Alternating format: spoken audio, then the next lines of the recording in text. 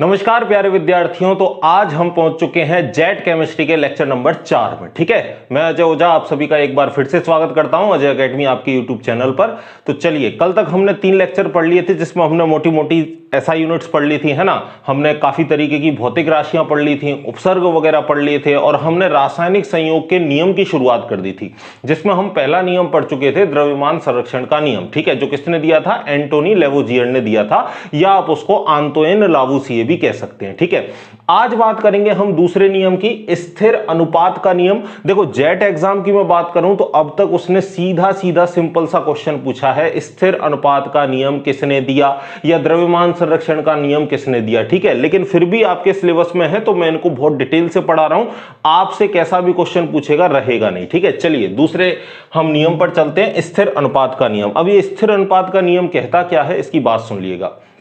यह नियम कहता है कि किसी भी यौगिक को आप बनाओ, लेकिन उसके अंदर जो तत्वों का अनुपात है, उसके अंदर जो तत्व हैं, उन तत्वों के द्रव्यमान का जो अनुपात है वो सदैव कैसा रहेगा? निश्चित रहेगा। जैसे मैं आपको पहले स्टेटमेंट लिखता हूं, फिर मैं आपको समझाऊंगा इस रूल को। ठीक है, इसका स्टेटमेंट अगर मैं लिखूं तो किसी शुद्ध यौगिक के नमूने में, किसी शुद्ध यौगिक के नमूने में तत्वों के द्रव्यमान का अनुपात, तत्वों के द्रव्यमान का अनुपात सदैव स्थिर रहता है, सदैव स्थिर रहता है, चाहे यौगिक को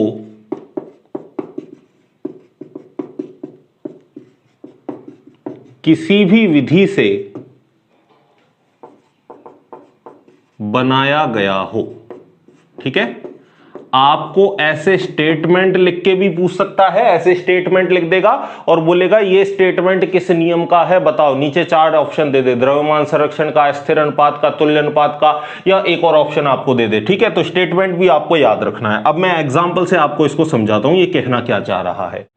जैसे CO2 है आपके पास, ठीक है, कार्बन डाइऑक्साइड गैस। अब इस CO2 को आपने किसी भी विधि से बनाया है, आपने कार्बन और ऑक्सीजन के रासायनिक संयोग से बनाया है, या किसी कार्बनिक यौगिक को जलाने से जो गैस निकली है CO2, चाहे उससे आपने CO2 को प्राप्त किया है। कुल मिला के CO2 को आपने चाहे किसी भी विधि से प्राप्त किया गया हो, इसमें जो कार्बन और ऑक्सीजन का अनुपात है वो सदैव और सदैव आपका कितना रहेगा? 3.8, या मैं कहूं 3:8। ठीक है, कैसे रहेगा देखते हैं। चलिए, कार्बन का एक का वजन कितना होता है? 12 ग्राम। ठीक है, एक ऑक्सीजन का वजन कितना होता है? 16।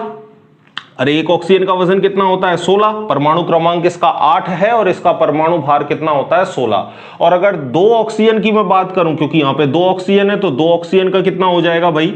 32 हो जाएगा, और इसका हो गया आपका कार्बन का 12।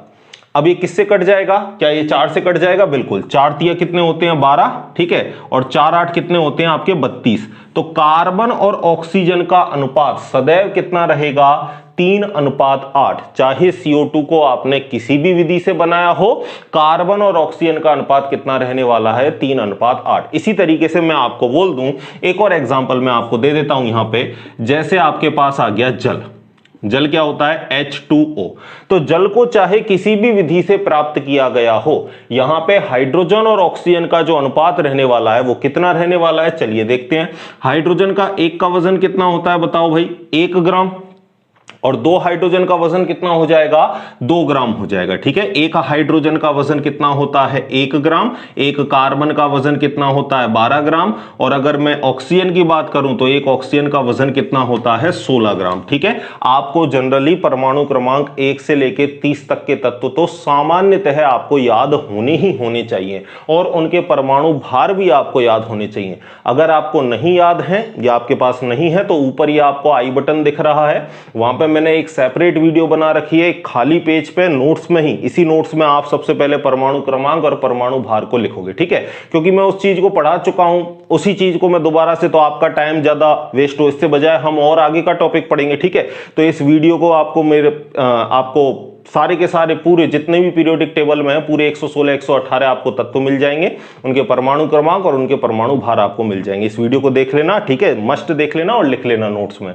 चलिए बात करते हैं। तो 2 हाइड्रोजन का कितना हो जाएगा 2, 1 ऑक्सीजन का कितना हो जाएगा भाई 16, ठीक है, समझ गए। अब 2 से काट दूं इसको तो 2 एकम 2 और 2 8 16, ठीक है।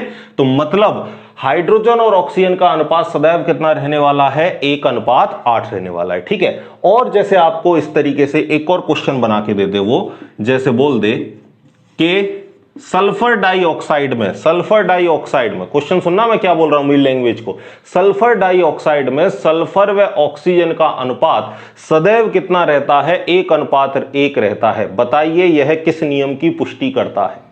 दोबारा सुनना क्या बोल रहा हूं मैं, सल्फर डाइऑक्साइड में सल्फर और ऑक्सीजन का अनुपात सदैव 1:1 रहता है। बताइए ये किस नियम की पुष्टि करता है। तो आपको पता है कि अगर अनुपात सदैव स्थिर रहता है तो ये किस नियम के अकॉर्डिंग है भाई, ये स्थिर अनुपात के नियम या स्थिर संगठन का नियम। चलिए देख लेते हैं इसका 1:1 कैसे रहेगा।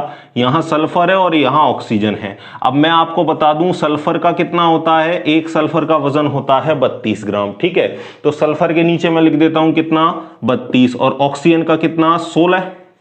लेकिन यहां 1 ऑक्सीजन है या 2 ऑक्सीजन है, आप कहोगे कि सर यहां कितने ऑक्सीजन है 2, तो हम इसका किससे गुणा कर देंगे 2 से गुणा कर देंगे, ठीक है। 2 से गुणा कर दोगे तो मुझे बताओ यहां कितने हो गए 32 और यहां भी 16 दूने कितने 32, तो यहां अनुपात कितना आ गया 1:1, ठीक है।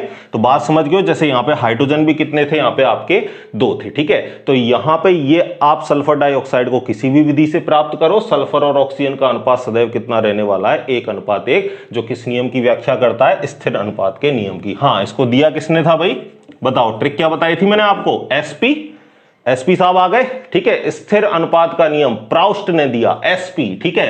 तो स्थिर अनुपात का नियम प्राउस्ट ने दिया, मतलब पूरा नाम मैं लिखूं तो किसने दिया, जोसेफ प्राउस्ट ने दिया, ठीक है। तो ये चीज आप याद रखोगे, इसको लिख लो, फिर अगले नियम की बात करता हूं, ठीक है। लिखो इसको, ठीक है। बड़े आसान सा नियम है। इसके अलावा 2-3 नियम और हैं आपके। क्वेश्चन जहां तक है सिंपल ही बनेगा, लेकिन दिया है सिलेबस में तो पूरा पढ़ना है, ठीक है। चलिए बात करता हूं मैं तीसरे नियम की, और उसकी हेडिंग आप डाल लीजिए गुणित अनुपात का नियम, ठीक है। गुणित अनुपात का नियम। चीजें समझ में आ रही हैं तो कमेंट बॉक्स में जरूर बतानी है ये सारी बातें, ठीक है ना।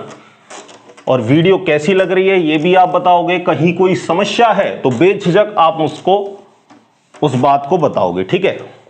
बोर्ड वगैरह आपको साफ दिख रहा होगा, आवाज भी आ रही होगी। कल कमेंट देखा था मैंने, बच्चे बोल रहे बोर्ड साफ नहीं दिखाई दे रहा। मैं तो भाई अच्छे से साफ कर रहा हूं, ठीक है। थोड़ी क्वालिटी इंप्रूव कर लो, ठीक है ना, आप उसकी वीडियो क्वालिटी थोड़ी इंप्रूव कर लो तो आपको साफ दिखाई देगा, ठीक है। अब आप तीसरे नियम की हेडिंग लगाओ गुणित अनुपात का नियम। गुणित अनुपात का नियम, ठीक है। गुणित अनुपात का नियम, लॉ ऑफ मल्टीपल प्रोपोर्शनल। क्या बोलेंगे इसको इंग्लिश में, the law of multiple proportional, ठीक है।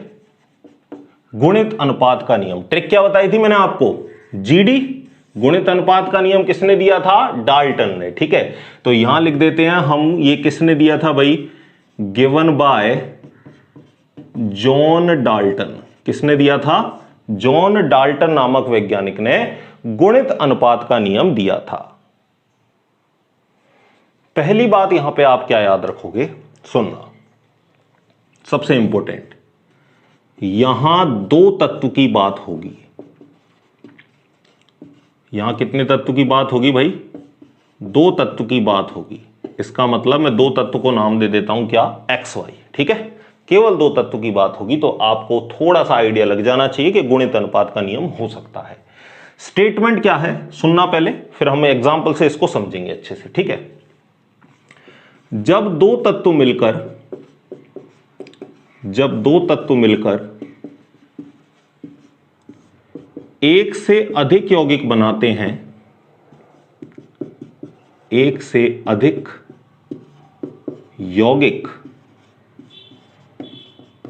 बनाते हैं, एक से अधिक यौगिक बनाते हैं तो एक तत्व के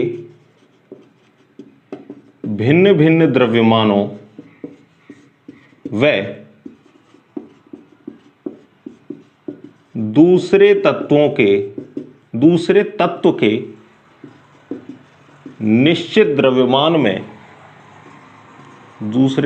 निश्चित द्रव्यमान में एक सरल अनुपात होता है। सरल अनुपात इन द सेंस 1:2:3 इस तरीके से। ठीक है, स्टेटमेंट पढ़ना एक बार। क्या है, जब दो तत्व मिलकर, यानी दो तत्व होंगे, पहली बात तो यहां पे आपको ये क्लियर हो गई कि मैंने जैसा आपको बताया कि यहां पर कितने तत्व होंगे, आपके दो तत्व होंगे। जब दो तत्व मिलकर आपके एक से अधिक यौगिक बनाए, ठीक है ना, एक हो सकता है या एक से ज्यादा भी हो सकते हैं। ठीक है, तो एक तत्व के भिन्न भिन्न द्रव्यमान, यानी एक तत्व का तो अलग अलग वजन हो सकता है लेकिन दूसरे तत्व का फिक्स वजन होगा। ठीक है, एक तत्व का तो कैसा होगा, अलग अलग वजन, लेकिन दूसरे तत्व का कैसा होगा, फिक्स वजन होगा। और इनमें आपस में कैसा अनुपात होगा, एक सिंपल रेशो होगा, सरल अनुपात होगा, यानी 1:2:3:4:, इस तरीके से। ठीक है, एग्जाम्पल से अच्छे से समझ में आएगा। चलिए तो मैं एग्जाम्पल की बात करता हूं। एग्जाम्पल नंबर 1, चलिए दो तत्व से बने हम यौगिक ले लेते हैं। दो तत्व हैं हमारे पास, कौन कौन से, कार्बन और ऑक्सीजन। और इनसे बने यौगिक ले लेते हैं हम। एक कार्बन मोनोऑक्साइड बना होगा या कार्बन क्या बना होगा, डाइऑक्साइड बना होगा। ठीक है, आपको दिख गया, दो तत्व लेकिन दो के एक से अधिक यौगिक बन रहे हैं। ठीक है, कार्बन मोनोऑक्साइड भी बन रहा है, कार्बन डाइऑक्साइड भी बन रहा है। तो कार्बन का इसमें वजन फिक्स है। देखो, एक कार्बन ही यहां पे है, एक कार्बन ही यहां पे है, और एक कार्बन का वजन मैंने आपको बता रखा है कितना होता है, 12 ग्राम। एक ऑक्सीजन का कितना होता है, 16 ग्राम। ठीक है, तो कार्बन एक है तो यहां पे वजन कितना होगा, बोलो भाई, 12 ग्राम। यहां पे भी एक कार्बन है तो वजन कितना होगा, बताओ, 12 ग्राम। ठीक है, ऑक्सीजन, एक ऑक्सीजन है तो वजन बताओ कितना होगा, 16 ग्राम। ठीक है, दो ऑक्सीजन है तो वजन बताओ कितना होगा, 32 ग्राम होगा कि नहीं होगा। तो यहां पे अब आप देख लो अपना स्टेटमेंट। ठीक है, आपने क्या बोला था कि एक तत्व का तो निश्चित द्रव्यमान होगा और दूसरे तत्व के भिन्न भिन्न द्रव्यमान होंगे। देख लो, एक तत्व का निश्चित द्रव्यमान है, अरे भाई कार्बन का निश्चित द्रव्यमान हो गया ना 12 और दूसरे का अलग अलग हो गया, एक में 16 है और दूसरे में कितना है, 32 है। तो ये जो भिन्न भिन्न द्रव्यमान है इनमें आपस में क्या होगा, एक सरल अनुपात होगा। तो सरल अनुपात अगर मैं निकालूं तो बताओ 16:32 कितना हो गया, 1:2, और ये क्या आ चुका है, एक सरल अनुपात। अब क्वेश्चन कैसे बनेगा, आपको क्वेश्चन सुनना। ठीक है, क्वेश्चन ऐसे बनेगा, आपको पहला क्वेश्चन तो यही दे देगा कि गुणित अनुपात का नियम किसने दिया, जेड सीधा सीधा, तो आप आंसर दे दोगे किसने दिया, भाई जॉन डाल्टन ने दिया। दूसरा क्वेश्चन कैसे बनेगा, निम्न में से कौन सा जोड़ा गुणित अनुपात के नियम की व्याख्या करता है। तो आपको सबसे पहले पहचानना है कि तत्व कितने होने चाहिए, दो, और ये दोनों तत्व समान होने चाहिए। ऐसा नहीं कि एक में तो मान के चलो मैंने बोल दिया नाइट्रोजन और ऑक्सीजन हो गया, दूसरे में मैंने बोल दिया कार्बन और ऑक्सीजन हो गया ना, तो ये जोड़ा हमारा गुणित अनुपात के नियम की व्याख्या नहीं करेगा। गुणित अनुपात के लिए दो तत्व होने चाहिए और हर यौगिक में केवल वो ही दो तत्व होने चाहिए। जैसे यहां भी दो तत्व हैं, कार्बन और ऑक्सीजन, यहां भी कौन है, कार्बन और ऑक्सीजन। ठीक है, इस एक एग्जांपल को लिखो, इस बात को लिखो, फिर मैं एक एग्जांपल और देता हूं और इसको बिल्कुल क्लियर करता हूं। ठीक है, लिखो पहले इस एग्जांपल को, लिख लिया, मिटा दूं, एक एग्जांपल और बताऊंगा आपको, है ना। चलिए टेबल को इसको रहने देते हैं हम और आगे इसको बढ़ा लेंगे। एक एग्जांपल और देखो आप, इस बार मैं तत्व दो अलग अलग ले लेता हूं। इस बार मैं नाइट्रोजन ले लेता हूं और किसको ले लेता हूं, ऑक्सीजन को ले लेता हूं। चलिए तो हम ले लेते हैं नाइट्रोजन और किसको, ऑक्सीजन को। अब नाइट्रोजन और ऑक्सीजन मिलके एक से अधिक यौगिक बनाएंगे, जैसा कि हमारा रूल बोलता है एक से अधिक यौगिक बनाने चाहिए, तो बनाते हैं बिल्कुल। क्या बनाते हैं भाई, नाइट्रस ऑक्साइड बन सकता है, ठीक है, और क्या बन सकता है, नाइट्रिक ऑक्साइड बन सकता है। ठीक है, NO किसको बोलते हैं, नाइट्रिक ऑक्साइड। ठीक है, N2O नाइट्रस ऑक्साइड। ठीक है, ध्यान रखना, आपको पूछ भी ले कहीं भी। और क्या बना सकते हैं, डाई नाइट्रोजन, और क्या बना सकते हैं, ट्राई ऑक्साइड बना सकते हैं, डाई नाइट्रोजन टेट्रा ऑक्साइड बना सकते हैं, डाई नाइट्रोजन पेंटा ऑक्साइड बना सकते हैं। तो कुल मिला के एक से अधिक यौगिक आपके बन सकते हैं, जिसमें एक तत्व का निश्चित द्रव्यमान और दूसरे के अलग अलग द्रव्यमान। निश्चित द्रव्यमान किसका कर लेते हैं, नाइट्रोजन का। ठीक है, क्योंकि सभी में ज्यादातर हमको दो दो नाइट्रोजन मिल रहे हैं। देखो, दो नाइट्रोजन, दो नाइट्रोजन, दो नाइट्रोजन, दो नाइट्रोजन। इसमें दो नाइट्रोजन नहीं है, एक ही नाइट्रोजन है, तो इसका गुणा मैं दो से कर दूं क्या, 2 से गुणा कर दिया तो यहां भी नाइट्रोजन कितने हो गए, 2 नाइट्रोजन हो गए। ठीक है, चलिए अब एक नाइट्रोजन का वजन भी मैं आपको बता देता हूं। एक नाइट्रोजन का वजन कितना होता है, 14 ग्राम होता है। ठीक है, तो 2 नाइट्रोजन का कितना हो जाएगा, 14 दूनी 28, यहां भी कितना 28, यहां भी 2 नाइट्रोजन 28, यहां भी 28, यहां भी 28। ठीक है, एक तत्व का निश्चित हो गया, दूसरे के अलग अलग द्रव्यमान होंगे। एक ऑक्सीजन है, बताओ भैया एक ऑक्सीजन का कितना होता है, 16 ग्राम। यहां कितने ऑक्सीजन हो गए, आगे 2 लगाए ना, तो कितने ऑक्सीजन हो गए, यहां पे 2 ऑक्सीजन हो गए। तो 2 ऑक्सीजन का यहां पे कितना 32, 3 का 4 का 16 एकम 16, 16 दूनी 32, 16 तीन 48, 16 चौको कितने हो गए 64 और 16 पंजे 80। ठीक है, आगे चलते हैं। अब नेक्स्ट आप देखो यहां पे नाइट्रोजन का तो कैसा द्रव्यमान हो गया निश्चित, नाइट्रोजन का तो कैसा हो गया निश्चित द्रव्यमान 28 ग्राम। ठीक है, 28 28 28 सब जगह फिक्स कर दिया। विभिन्न द्रव्यमानों का क्या ले लो, सरल अनुपात। ऑक्सीजन का कैसे हैं, अलग अलग द्रव्यमान, जो इनका सरल अनुपात ले लो, 16 32 48 64 80। आप सबको पता है 16 का पहाड़ा चल रहा है, 16 एकम 16, 16 दूनी 32, 16 तीन 48, 16 चौको 64 और 16 पंजे 80। तो ये आ गया क्या, एक सरल अनुपात। ठीक है, और यही हमारा नियम है। ठीक है, तो इस तरीके से आपको क्वेश्चन पूछे जा सकते हैं, जो सभी तरीके के क्वेश्चन मैंने आपको बता दिए। ठीक है, लिख लो इसको, इस सेकंड एग्जाम्पल को भी लिख लो, फिर हम आगे चलते हैं चौथे नियम की तरफ। ठीक है, एक बात याद रहे कि यहां पर 2 तत्वों की बात होगी और ये दोनों तत्व सभी में समान होने चाहिए। क्वेश्चन कैसे बनेगा, निम्न में से कौन सा जोड़ा गुणित अनुपात के नियम की व्याख्या करता है। क्वेश्चन भी लिखता हूं, पहले इसको लिख लो। देखो सभी में 2 तत्व समान है, nitrogen oxygen nitrogen oxygen nitrogen oxygen nitrogen oxygen nitrogen oxygen. ठीक है, लिखो इसको, फिर एक क्वेश्चन भी देता हूं आपको, कर लोगे। ठीक है, चलिए क्वेश्चन देता हूं और क्वेश्चन को पहचान कर आप अच्छे से बता सकते हो कि किस तरीके से आप आंसर दे सकते हो। ठीक है, चलिए क्वेश्चन देता हूं आपको, क्वेश्चन पढ़ना पहले।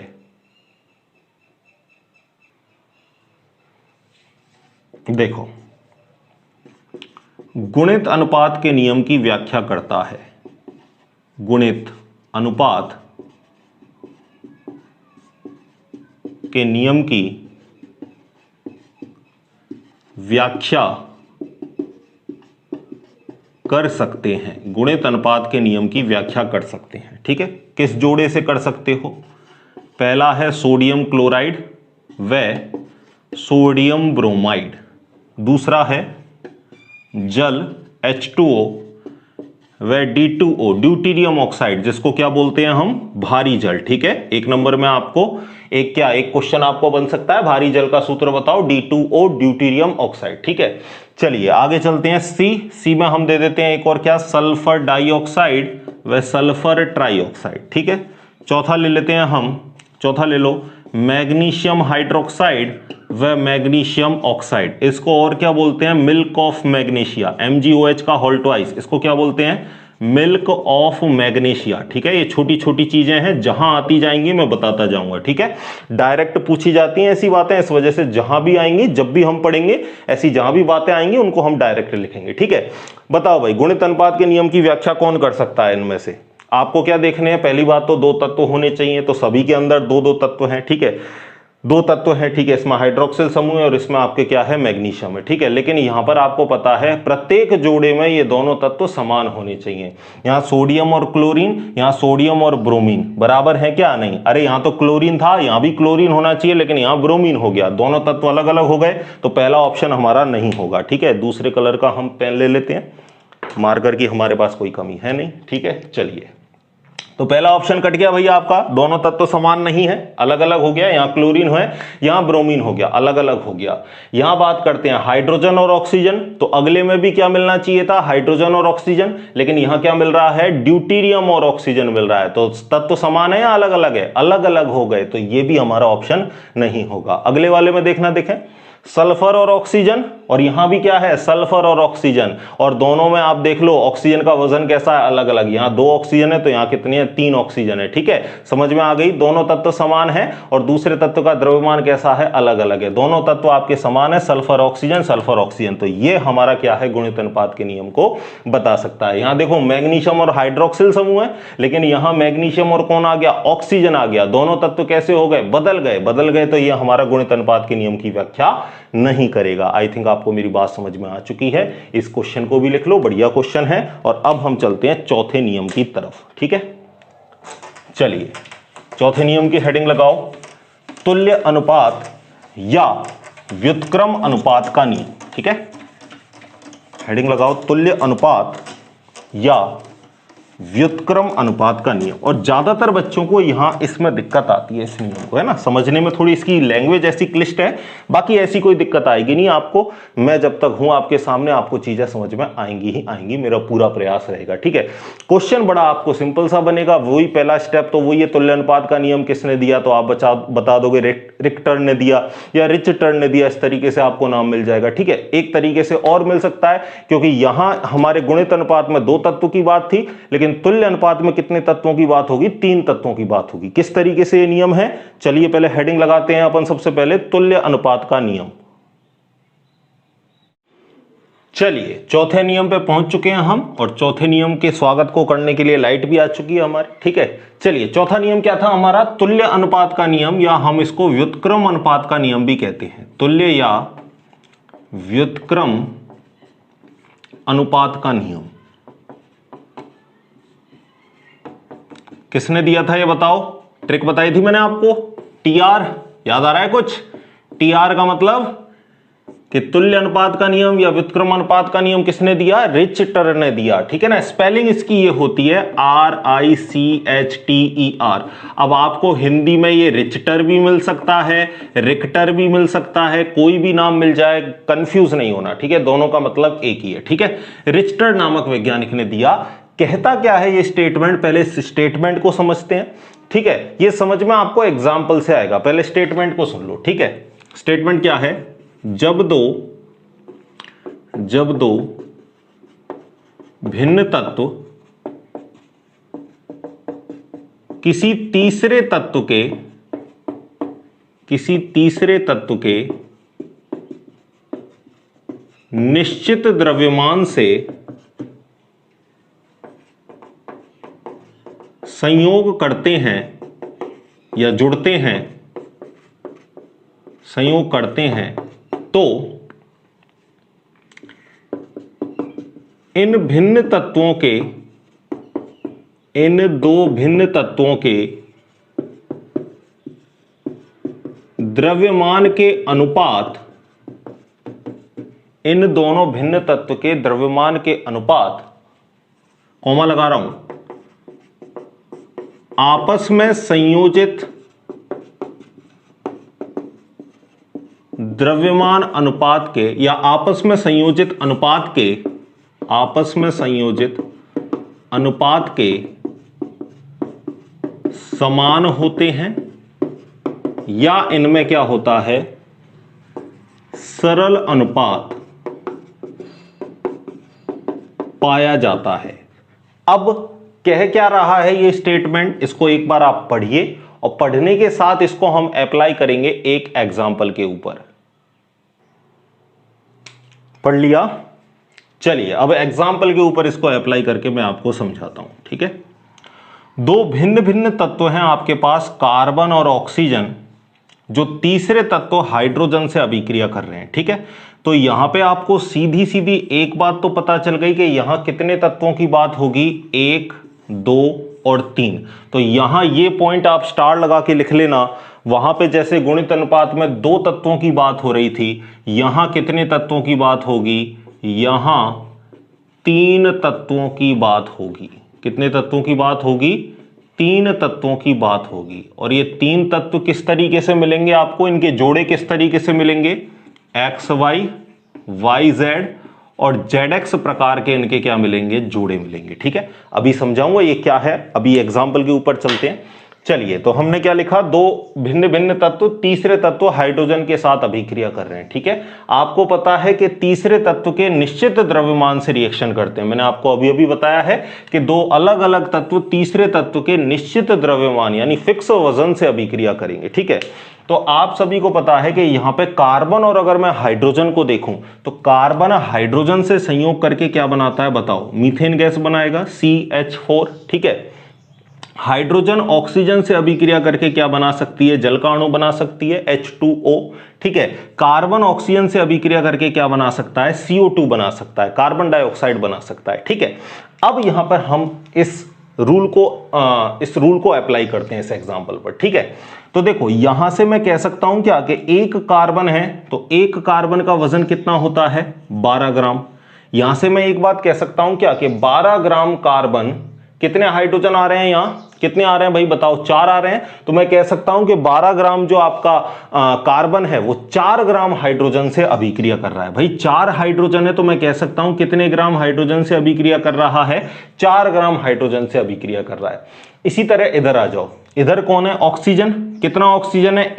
एक ऑक्सीजन का वजन अभी अभी बताया था कितना होता है बताओ? 16 ग्राम। तो आप यहां क्या कहोगे आप कि 16 ग्राम ऑक्सीजन, 16 ग्राम ऑक्सीजन, कितने हाइड्रोजन है यहां? 2 हाइड्रोजन है, ठीक है। तो एक हाइड्रोजन का वजन 1 ग्राम, तो 2 हाइड्रोजन का कितना हो जाएगा? 2 ग्राम, ठीक है। तो मैं यहां एक बात कह सकता हूं कि 16 ग्राम ऑक्सीजन कितने ग्राम हाइड्रोजन से अभिक्रिया कर रहा है? 2 ग्राम से, क्योंकि यहां कितने हाइड्रोजन है? 2 है। लेकिन आपको पता है तीसरे तत्व का द्रव्यमान कैसा करना है आपको? निश्चित। निश्चित का मतलब फिक्स करना है। तो फिक्स द्रव्यमान के लिए अगर इधर 4 ग्राम है तो इधर भी कितना करना पड़ेगा? 4 ग्राम। यानी मैं इसको किससे गुणा कर दूं? 2 से। इसको किससे गुणा कर दूं मैं? 2 से। अब ये जो है, अब ये 16 की जगह कितना हो जाएगा भाई बताओ? 32 ग्राम हो जाएगा। अरे हो जाएगा कि नहीं? और इसको अगर 2 से गुणा कर दिया तो ये कितना हो जाएगा? 4 ग्राम। तो अब देखो तीसरे तत्व का द्रव्यमान कैसा हो चुका है? फिक्स हो चुका है ना, 4 ग्राम 4 ग्राम। तो अब जो आपके दो भिन्न तत्व थे, जो अलग अलग तत्व थे, उनके द्रव्यमान का अनुपात देखो। यहां भिन्न तत्व कौन है? कार्बन। यहां भिन्न तत्व कौन है? ऑक्सीजन। अरे भाई हाइड्रोजन तो समान हो गया ना, हाइड्रोजन तो समान हो गया, दोनों में अलग अलग तत्व कौन सा है? यहां कार्बन है और यहां कौन सा है? ऑक्सीजन, ठीक है। तो यहां कार्बन ले लिया और यहां मैंने ले लिया ऑक्सीजन। यहां कार्बन 1 है तो एक कार्बन का वजन कितना? 12 ग्राम। यहां ऑक्सीजन 1 है, एक ऑक्सीजन का वजन कितना? 16 ग्राम। लेकिन आपने 1 लिया है या 2 लिया है? आपने याद रहे 2 से गुणा कर दिया तो एक ऑक्सीजन नहीं है। यहां कितने ऑक्सीजन है? अब 2 ऑक्सीजन है। तो 2 ऑक्सीजन का यहां कितना हो चुका है? अब 32 ग्राम हो चुका है, ठीक है। अब ये तो हमने ऊपर की कहानी ली थी जब ये दोनों तत्व हाइड्रोजन से संयोग कर रहे थे। अब हम तब की कहानी लेते हैं जब ये दोनों तत्व आपस में संयोग करें। तो कार्बन और ऑक्सीजन जब आपस में संयोग करते हैं तो आपस में संयोग करने पर भी ये क्या बना रहे हैं? CO2, ठीक है। तो जब ये दोनों तत्व आपस में संयोग करते हैं तब भी क्या बना रहे हैं? ये CO2। और CO2 में आपको पता है कार्बन कितना है? 1 और ऑक्सीजन कितने हैं? 2। तो 2 ऑक्सीजन का कितना आएगा? 32। और अगर मैं इनको काटूं तो आपको पता है 4 से कट जाएंगे, यहां भी क्या आएगा? 4 तिया 12, 4 8 32। यहां भी क्या आ जाएगा? 4 तिया 12 और 4 8 32। तो देख लो दोनों का अनुपात या तो कैसा होगा? समान होगा, या कैसा होगा? सरल गुणक होगा, सरल अनुपात में होगा। सरल अनुपात का मतलब 1:2:3 इस तरीके से होगा, ठीक है। ये आपका थोड़ा सा आपको लग सकता है, लेकिन आपको पता है आपको कॉपी में लिखना नहीं है, मैंने जस्ट आपको समझाया 11वीं क्लास के लेवल के हिसाब से, ठीक है। बाकी आपको क्वेश्चन कैसे मिलेगा जेट में वो भी मैं बताता हूं, ठीक है। अब यहां पे अगर आप थ्योरी में समझना चाहो तो थ्योरी में क्या लिखोगे? 12 gram hydrogen 12 gram carbon 4 gram hydrogen से अभिक्रिया करता है। इसी तरीके से 32 ग्राम ऑक्सीजन 4 ग्राम हाइड्रोजन से अभिक्रिया करता है। तो हाइड्रोजन फिक्स कर लिया, तीसरे तत्व का द्रव्यमान हमने निश्चित कर लिया। अब दोनों जो अलग अलग तत्व हैं उनका द्रव्यमान, और जब ये दोनों अलग अलग तत्व आपस में जुड़ते हैं उसका द्रव्यमान, या तो ये दोनों द्रव्यमान कैसे होने चाहिए? समान, या आपस में कैसे होने चाहिए? सरल गुणक होने चाहिए, ठीक है ना। ठीक है, अब देखो क्वेश्चन कैसे मिलेगा आपको एग्जाम के अंदर। पहले इसको लिख लो, फिर मैं आपको एग्जाम में क्वेश्चन किस तरीके से मिलेगा उसकी बात करता हूं। लिखो पहले इसको, लिख लिया? वीडियो को रोक के लिख लिया करो, मैं आपको क्वेश्चन लिखाता हूं, ठीक है। चलिए अब एग्जाम में आपको क्वेश्चन कैसे मिलेगा, नीचे पहले मैं आपको क्वेश्चन बताता हूं, फिर अगले नियम की तरफ चलेंगे।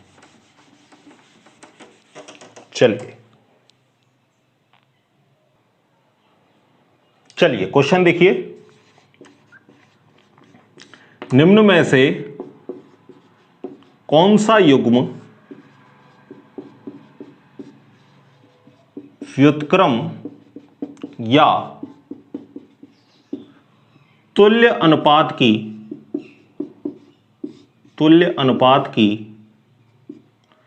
व्याख्या करता है, व्याख्या करता है। ठीक है, निम्न में से कौन सा युग्म तुल्य या व्युत्क्रम अनुपात के नियम की व्याख्या करता है? चलिए मैं ऑप्शन लिखता हूं। ऑप्शन देखो, सबसे पहला ऑप्शन देखो, PCl3, HCl, HBr। ऑप्शन दूसरा देखो, दूसरा ऑप्शन हो गया आपका PH3, ठीक है, P2O3, P2O5। ऑप्शन तीसरा देखो, तीसरा ऑप्शन हो गया आपका PH3, P2O3 और हो गया H2S। चौथा ऑप्शन देखो, चौथा ऑप्शन हो गया आपका PH3, P2O3 और H2O। ठीक है, इस तरीके से आपको क्वेश्चन मिल सकता है कि कौन सा जोड़ा तुल्य अनुपात के नियम की व्याख्या करता है। अब आपको मैंने जो ऊपर ऊपर लाइन बताई वो आपके काम में आ गई। पहली बात तो क्या, तीन तत्वों की बात होनी चाहिए। अगर अलग अलग तीन तत्व हैं तो वो तुल्य अनुपात के नियम को बता रहा होगा।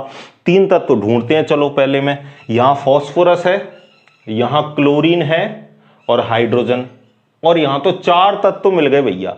यहां तो देखो फॉस्फोरस अलग है, क्लोरीन अलग है, दो तत्व हो गए, तीसरा हाइड्रोजन हो गया अलग, और चौथा देखो ब्रोमीन हो गया, चार तत्व हो गए। तो चार तत्व होते हैं या तीन तत्व होते हैं? आप कहोगे कि सर तीन तत्व होते हैं, चार तत्व तो नहीं होते। तो पहला ऑप्शन तो हमारा कट गया भाई। पहले ऑप्शन में तो चार तत्व हैं, तो तीन तत्वों की बात होनी चाहिए, चार तत्व तो नहीं होनी चाहिए। दूसरा ऑप्शन चलते हैं, फॉस्फोरस एक तत्व, हाइड्रोजन दो तत्व। ठीक है, यहां फॉस्फोरस आ गया, पहले ही ले लिया हमने। ऑक्सीजन अलग आ गया, कितने तत्व हो गए? तीन। चौथा देखते हैं, अच्छा फॉस्फोरस ऑक्सीजन तीन तत्व हैं, तीन तत्व हैं। तो अब जब तीन तत्व की बात हो गई तो चेक करो, एक्स वाई वाई जेड और जेड एक्स प्रकार के जोड़े बनने चाहिए। जोड़े कैसे बनने चाहिए? एक्स वाई वाई जेड और जेड एक्स प्रकार के जोड़े बनने चाहिए। तो चलिए मैं इसको फॉस्फोरस को मान लेता हूं क्या एक्स, ठीक है, हाइड्रोजन को मैं मान लेता हूं क्या वाई। फॉस्फोरस को क्या मान लिया मैंने? एक्स। हाइड्रोजन को क्या मान लिया मैंने? वाई। ठीक है, और जेड अलग को मानना है तो ऑक्सीजन को मैं मान लेता हूं जेड। ऑक्सीजन को क्या मान लिया हमने? As a Z. ठीक है, तो ये एक्स वाई बन गया, और फॉस्फोरस को एक्स माना है तो ये एक्स जेड बन गया। ठीक है, और फॉस्फोरस को एक्स माना है तो इसको एक्स लिख दें, ऑक्सीजन को क्या माना है? जेड, तो इसको जेड लिख देते हैं। तो यहां कौन सा जोड़ा बना? एक्स वाई एक्स जेड और एक्स जेड। अरे एक्स जेड समान जोड़े बन गए, ऐसा नहीं चाहिए हमें। कैसा चाहिए? एक्स वाई होना चाहिए, वाई जेड होना चाहिए, या जेड एक्स होना चाहिए। जेड एक्स हो या एक्स जेड हो, बात एक ही है। ठीक है ना, इसी तरह वाई जेड हो या जेड वाई हो, बात एक ही है। ठीक है ना, समझ गए आप? गुणा करोगे तो वैल्यू तो समान ही है। अब ये ऑप्शन हमारा नहीं हो सकता क्योंकि यहां एक्स जेड आ गए। अगले पे चलते हैं, अगले पे आ जाओ। यहां फॉस्फोरस को मान लिया आपने एक्स, हाइड्रोजन को मान लिया है आपने वाई, फॉस्फोरस को आपने माना है एक्स, ऑक्सीजन को आपने क्या माना है? जेड। यहां ऑक्सीजन को जेड। अब यहां देखो तो आप चार तत्व हो गए। देखो फॉस्फोरस एक, हाइड्रोजन दो, ऑक्सीजन तीन और सल्फर चार। चार तत्व हो गए ना अलग अलग, लेकिन आपको पता है चार तत्व नहीं होने चाहिए। कितने तत्व होने चाहिए? तीन तत्व होने चाहिए। तो ये ऑप्शन तो पहले ही कट गया, इसको देखने की जरूरत ही नहीं है।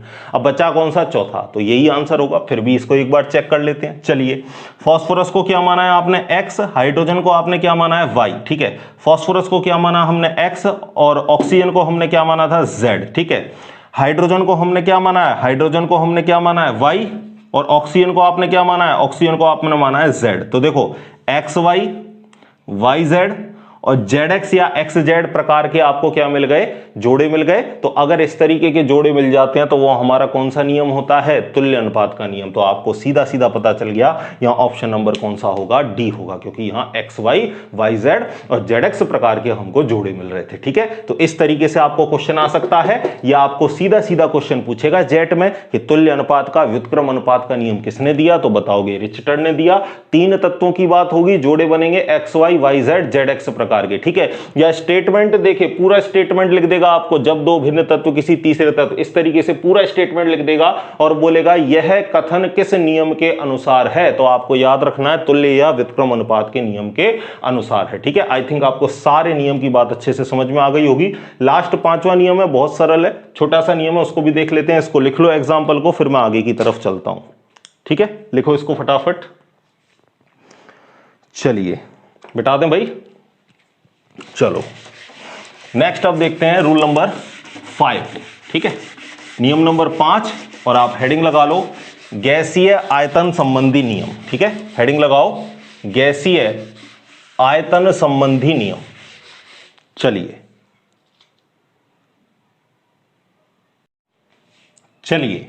नंबर 5, गैसीय आयतन संबंधी नियम। गैसीय आयतन संबंधी नियम। ठीक है, किसने दिया था बताओ? गैस से याद आ रहा है, बताया था गैस से याद रखोगे, गे-लुसैक। ठीक है, किसने दिया था इसको? गे-लुसैक नामक वैज्ञानिक ने। इनके स्टेटमेंट को देखते हैं। इनका स्टेटमेंट क्या था? समान ताप व दाब पर गैसें सदैव सरल अनुपात में संयोग करती हैं। यदि बनने वाला उत्पाद भी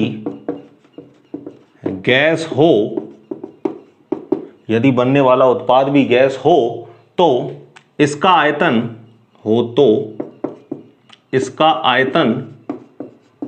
भी सरल अनुपात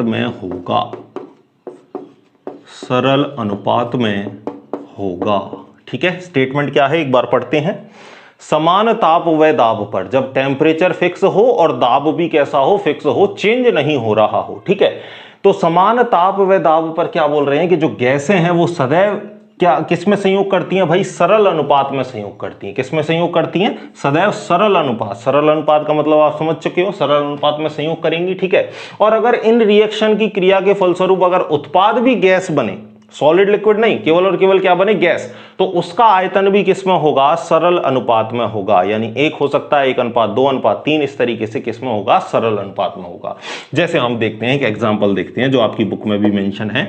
H2 + Cl2 और इक्वल टू ये कौन सी गैस बना रही है? HCl गैस बना रही है। यहाँ हाइड्रोजन भी गैसियस फॉर्म में है, क्लोरीन भी गैसियस फॉर्म में है, और आपका जो HCl है वो भी किस फॉर्म में है? गैसियस फॉर्म में। ठीक है, तो अब यहाँ मुझे बताओ, आगे जो लगे होते हैं वो होते हैं मोल। मोल बोल सकते हो या स्टोइकियोमेट्रिक गुणांक बोल सकते हो। ठीक है, आगे कुछ नहीं लगा तो आप क्या मानोगे? 1 मानोगे। क्या मानोगे भाई? 1। अब इसमें क्लोरीन के आगे कुछ नहीं लगा तो क्या मानना है? 1। लेकिन HCl के आगे कितने लगे हैं? 2। इसके कितने मोल हैं? 2 मोल हैं। ठीक है, तो इसका अनुपात क्या होगा? कुछ नहीं है तो हम क्या मानेंगे? 1। यहां भी कुछ नहीं है तो हम क्या मानेंगे? 1। और यहां कौन है? 2, क्योंकि ये गैस में है इस वजह से इसको हम साथ में ले रहे हैं। तो यहां इस रिएक्शन का जो सरल अनुपात है वो सरल अनुपात क्या होगा बताओ? 1:1:2। ठीक है, ये किस नियम की पुष्टि कर रहा है भाई?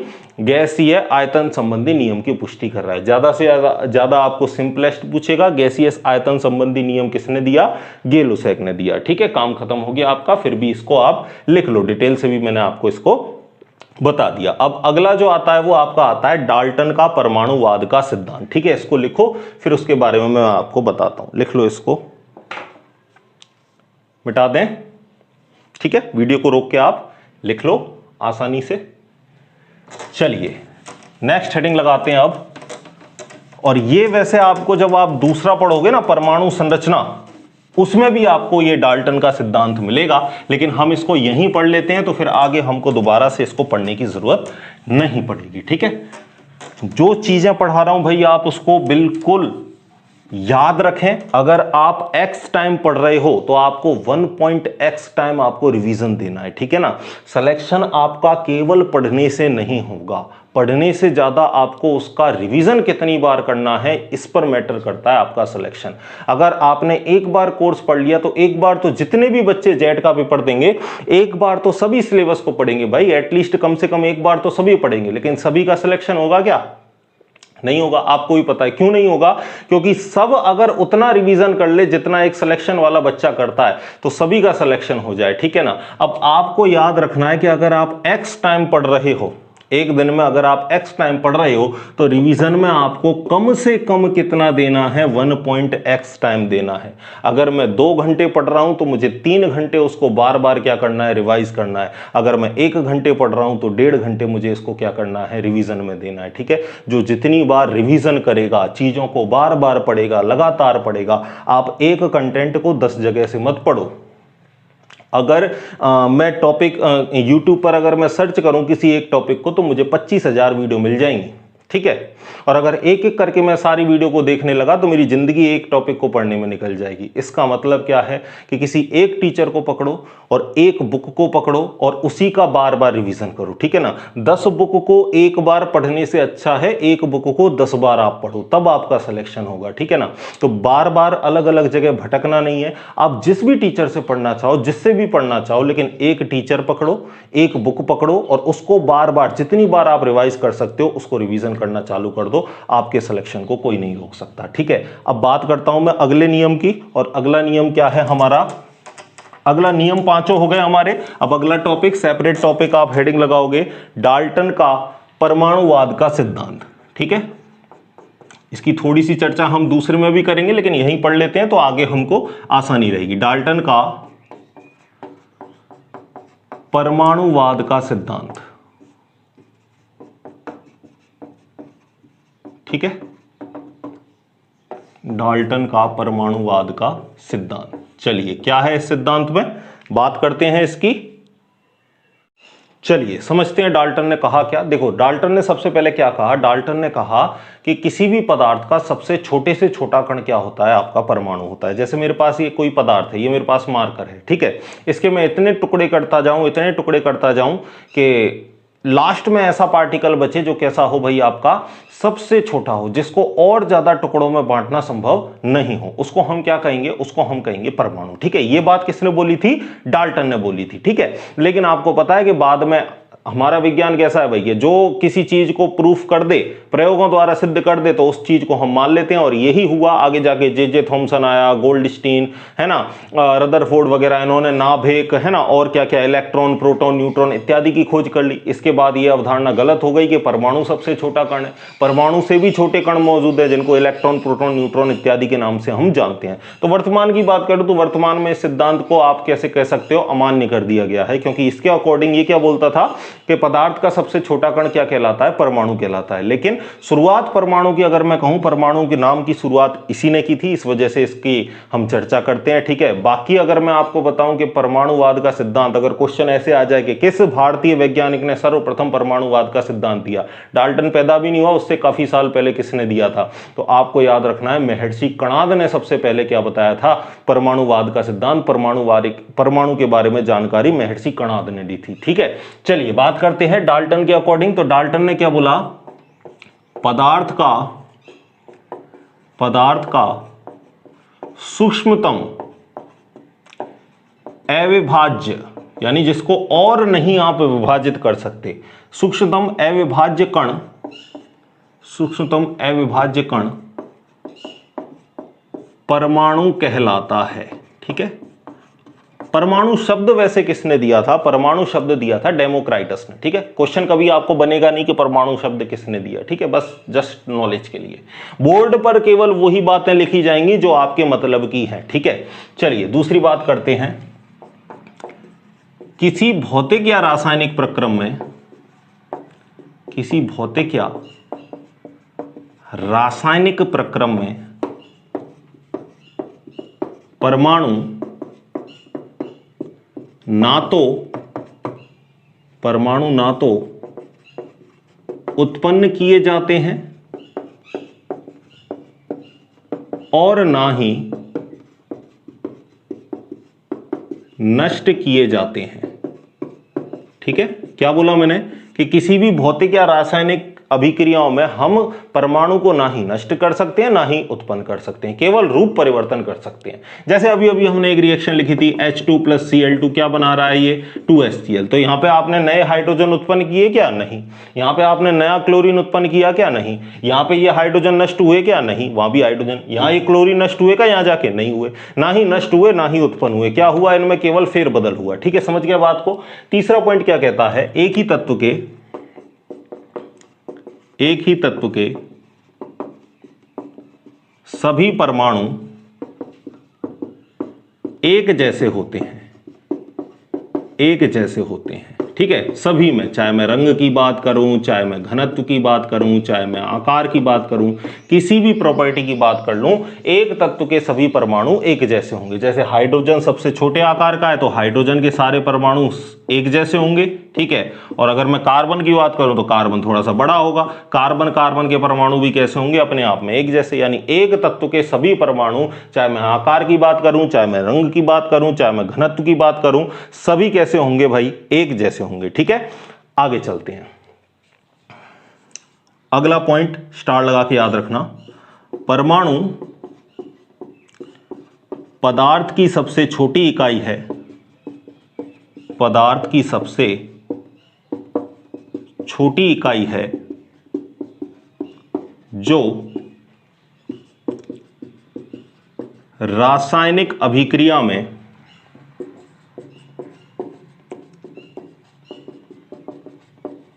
भाग लेता है। ठीक है, परमाणु किसी भी पदार्थ की सबसे छोटी इकाई है अकॉर्डिंग टू डाल्टन, जो किसी भी केमिकल रिएक्शन में क्या करती है, पार्टिसिपेट करती है, हिस्सेदारी लेता है। ठीक है, तो परमाणु ही सबसे ज्यादा आपके रिएक्शन में इन्वॉल्व होगा, अणु नहीं। जैसे अगर मैं कहूं कहीं हाइड्रोजन जा रहा है तो हाइड्रोजन H2 की फॉर्म में नहीं जा रहा, हाइड्रोजन अकेला किसकी फॉर्म में जाएगा, H की फॉर्म में जाएगा। तो रासायनिक अभिक्रिया में जो काम करता है वो कौन करता है, परमाणु करता है, ना कि अणु करता है। ठीक है, अभी हम अणु और परमाणु की परिभाषा भी लिखेंगे, लेकिन मोटे मोटे ये जो 4 पॉइंट है ये आप अपने ध्यान में रखना। सबसे मेन पॉइंट क्या है, आपको सीधा सीधा ये याद रखना है, परमाणुवाद का सिद्धांत किसने दिया, डाल्टन ने दिया। डाल्टन के अकॉर्डिंग जो आपका परमाणु है सबसे सूक्ष्मतम अविभाज्य कण है, लेकिन वर्तमान में ये चीज कैसी हो चुकी है, अमान्य, क्योंकि बाद में इलेक्ट्रॉन प्रोटॉन न्यूट्रॉन की खोज हो चुकी थी जो परमाणु से भी कैसे थे, छोटे थे। इसलिए वर्तमान में ये सिद्धांत कैसा है, अमान्य है। लेकिन इसकी कुछ बातें बिल्कुल सही है, जैसे ये बात है इसकी बिल्कुल सही है, ये बात भी सही है। ठीक है, ये बात भी इसकी बिल्कुल सही है, लेकिन ऊपर वाली जो पहली बात है वो वर्तमान में कैसी हो चुकी है, अमान्य हो चुकी है। ठीक है, तो आप इनकी चारों बातों को पहले लिखो, फिर आगे की बात करते हैं अपन। लिखो पहले इनको, लिख लिया, कर लोगे। ठीक है, तो आज के लिए इतना ही काफी, बाकी का अपन और आगे की क्लासों में करेंगे। ठीक है, तो आई थिंक आपको अच्छे से चीजें समझ में आ रही होंगी। अगर बढ़िया लग रहे हैं लेक्चर, समझ में आ रहे हैं, तो अपने सहपाठियों को पहुंचाओ। ठीक है, उनको बताओ कि हाँ भाई कुछ बढ़िया कंटेंट आपको अवेलेबल हो रहा है यूट्यूब पर। बाकी मिलते हैं नेक्स्ट लेक्चर में, तब तक पढ़ते रहिए, खुश रहिए, धन्यवाद।